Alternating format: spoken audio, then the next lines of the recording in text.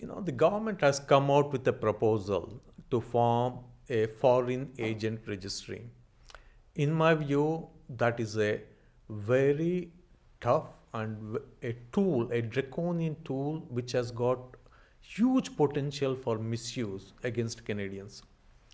We have to look at Canada. We are a country of diversity. We have people of different culture, different heritage here. Some of us came several decades back. Some of us came few years back. We all come from different countries here. This foreign agent registry is basically aimed at the cultural communities who have moved to Canada from other countries. We also promote multiculturalism here.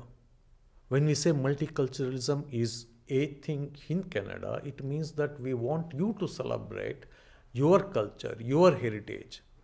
When doing so, we also say that you have to have this connection from the country you come from. You are the ambassadors of the country you come from. You are the key for Canada to maintain good, strong relationship with the country you come from. Canada is a trading nation. 60 to 65% of our GDP comes from trade. So we need Canadians to help Canada position itself better in the world. So in the process, Canadians interact with the representatives of different countries. They advocate for the causes Canadians believe in. So this tool, the Foreign Agents Registry, is a tool that can be applied, misused, and importantly, once you are in there, that's a permanent sword on the top of your head that will prevent you from participating in the public life in Canada. Chinese community, we all understand, this is the 100th year of the Immigration Act known as the Chinese Exclusion Act.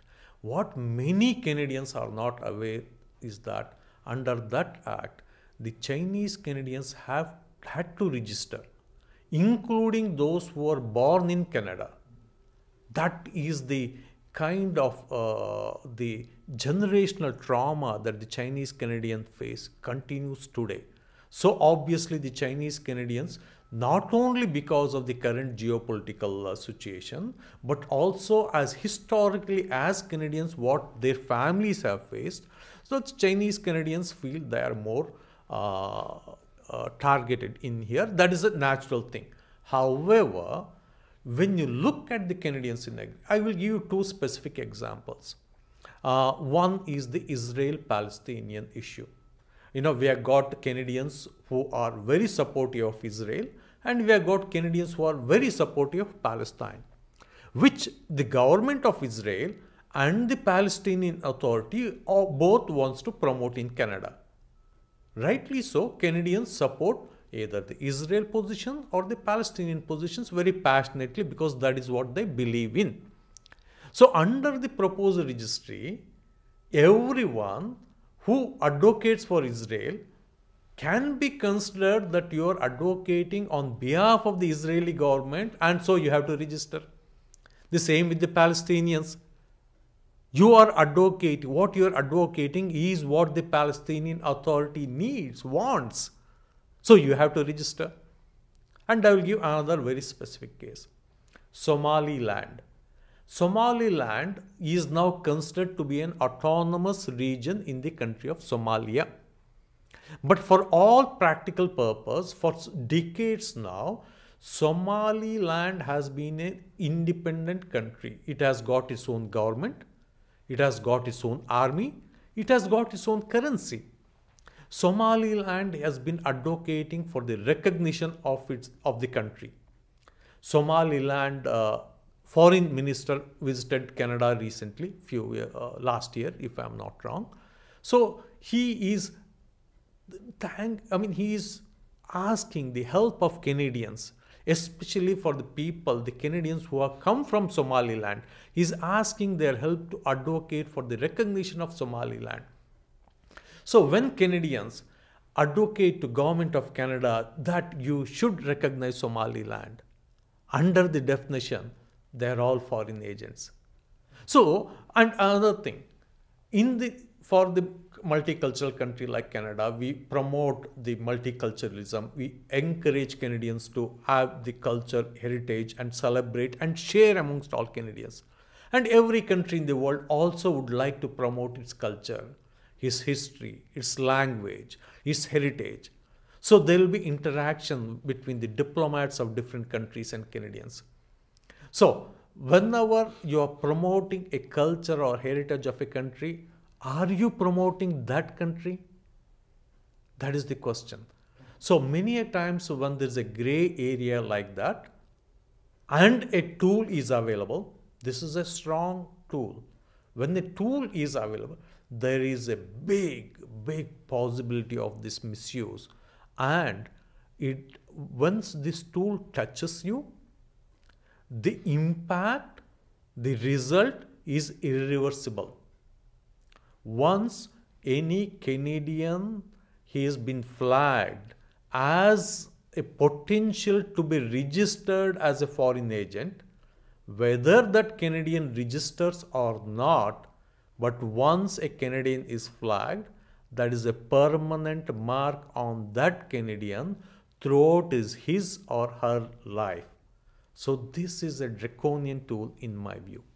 Today, I think around 20 to 22% of Canadians are foreign born. Every year, we are adding 1% of the Canadian population through immigration. So Canada is one of the countries where the population is actually growing, not by birth, but by immigration. So more and more Canadians come to Canada from different parts of the world, and everyone who comes here, whenever they keep in touch with the country they come from, whether as an academic doing research on different countries, or whether as a cultural ambassador promoting the culture, or whether any connections they may have. It can be family connections, it can be cultural connections, it can be academic connections, it can be business connections.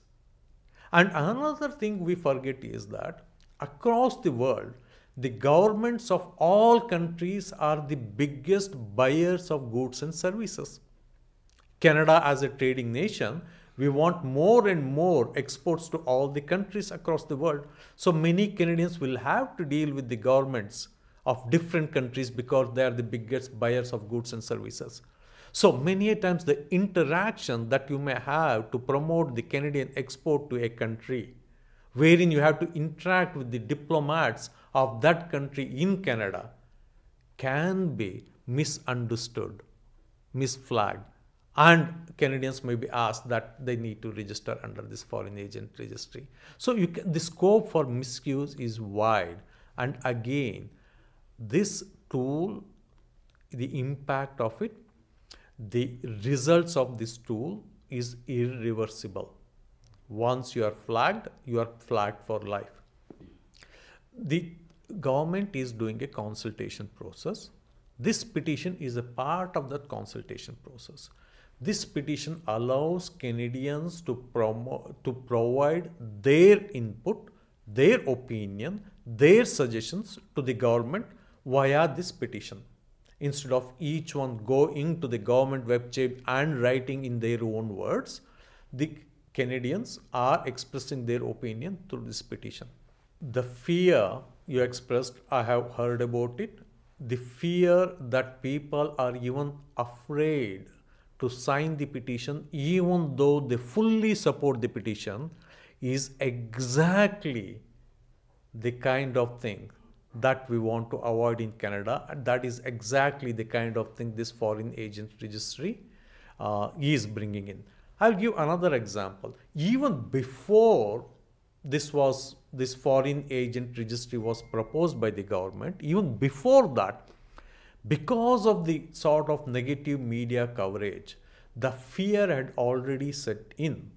I have personally heard that the Chinese Canadians who have been in this country for a long time, who are working for the federal government, they are either withdrawing or declining to serve on the boards of the community association that promote culture and other things.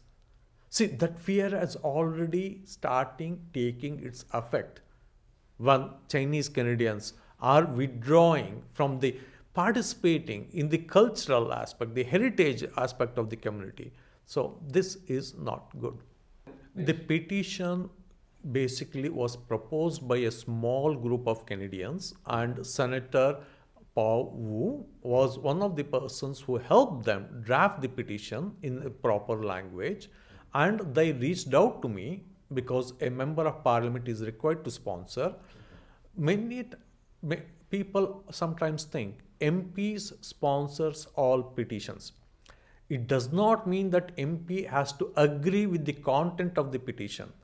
However, in this case, I agree with the content of petition because several colleagues of mine came, "Oh Chandra, the press don't understand that the MP does not have to agree what the petitions he or she sponsors."